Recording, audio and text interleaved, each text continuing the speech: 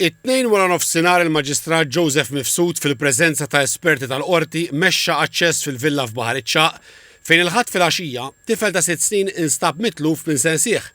Il-każ żviluppa wara l-5:30 ta' filgħaxija meta l-Pulizija rċevew rapport minn qraba tat-tifel li qalu li t-tifel kien magħhom feliqi li għandhom fl-inħawi, dbiegħet minn ħdejhom u ma sabuhx.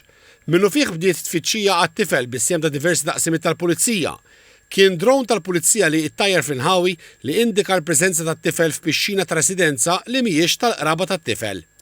L-uffiċjali tal-Pulizija taw l-ewwel għajnuna sakemm fi ftit tal-ħin wasal tim mediku fuq il-post. It-tifel ittieħed l-Isptar Mater Dei iżda ġie ċertifikat mejjed ftit tal-ħin wara. It-tifel jismu Zejlen.